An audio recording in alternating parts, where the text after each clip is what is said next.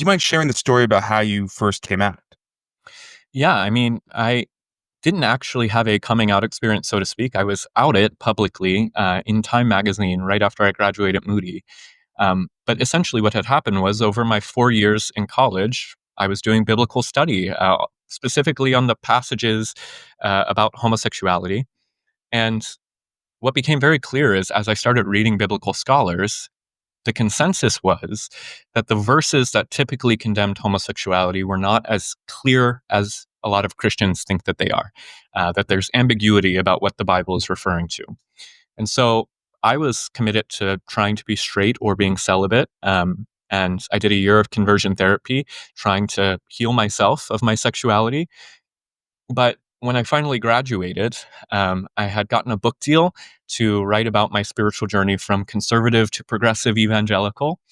But I had also started advocating publicly for civil marriage rights for LGBT people, meaning Christians can say that it's a sin to be gay, and that's fine, but we should support the civil rights of everybody to be married under the law.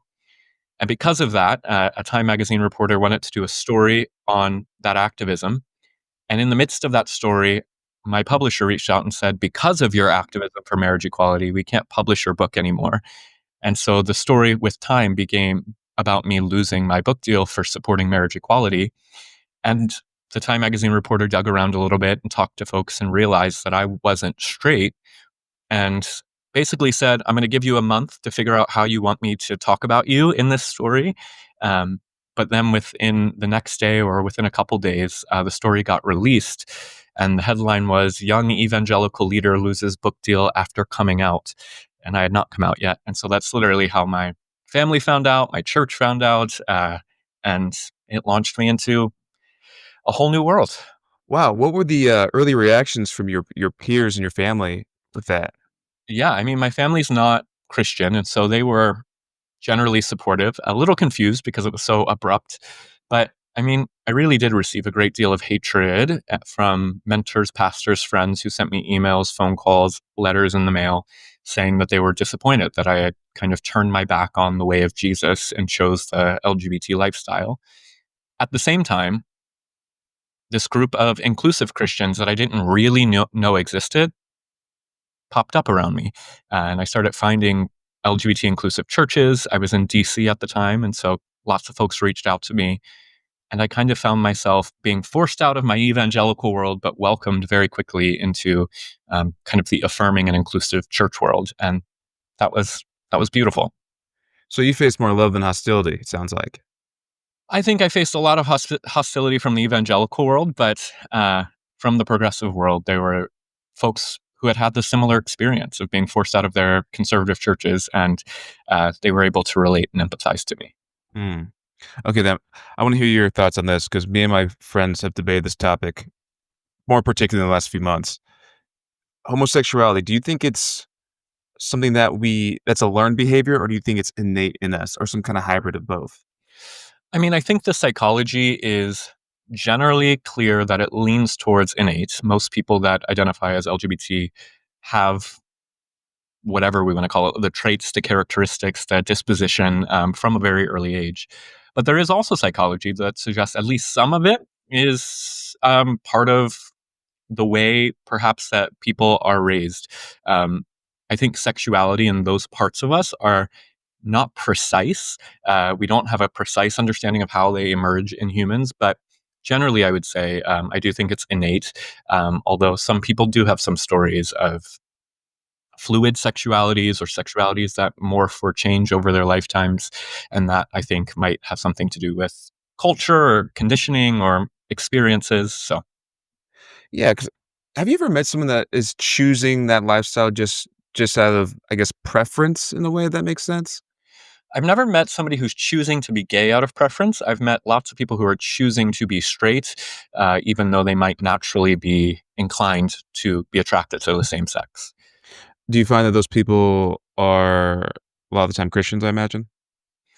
A lot of them. There are some folks that, for various reasons, cultural reasons, a lot of times choose to do that, and I support their rights to do that. Although I've also seen a lot of them end up in my office 5 years into their heterosexual marriage, not able to make it work. And so it's I will support anyone in the direction they want to go, as long as they're not trying to heal themselves of sexuality, because I don't think that's possible. But I don't think suppressing or repressing your sexual orientation is actually a beneficial thing in the long term.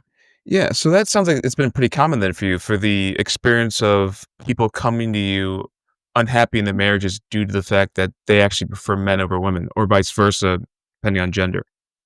Yeah, I mean, I've counseled people that have been married for 40, 50 years to opposite sex spouse, and are coming towards like the end of their life, and they're feeling a lot of regret and feeling just like they haven't lived their true life or been who God created them to be. And it's a really difficult process, but also beautiful in some ways. A lot of these folks who are older, especially, like their wives, for instance, are very supportive of them coming out in later in life, and they end up having a very unique partnership. But it is tragic in some ways to see people who felt like the only option was to go into an opposite sex marriage, which oftentimes is not fair to their spouse either, because lots of times the spouse doesn't know that the person's LGBT. And so, in general, I don't recommend it, but people have made it work before. Interesting. Because there was that how am I what's her name? Something Perry, Yeah, who Jackie Hill Perry. Jackie Hill Perry. Okay, she was homosexual before and now she's straight. I guess identifies as that. Do you think it is possible for that to supernaturally go away? So a question like, is something supernaturally possible? I think is impossible to answer yes or no to. But I mean, when I talk to so-called ex-gays like Jackie Hill Perry, she would not say that she is straight and delivered. She would say she still struggles with same-sex attraction, but is choosing to do what she believes is the biblical thing. Um, and I think that if you're clear about the language, if these ex gays are saying, I'm choosing not to go with my natural desires, but to do what I think is right according to my beliefs, more power to them. I do think it's a problem when people start saying, I've been delivered of my sexuality, because 90% of the time when I've sat down with those folks, they will still say, I struggle with same sex attraction, which seems to indicate they haven't actually been healed of their sexuality, but are choosing to not engage in it because of their beliefs. And I think those are two very different things. Yeah, I guess it's kinda comparable to if a man said he was delivered from adult content, because you can be delivered, I guess, from seeking it, but the desire to do so is still within you. I guess that's similar. Yeah. And so I would wonder about the language of delivered. What does deliver Yeah, mean? Yeah. yeah. Okay, and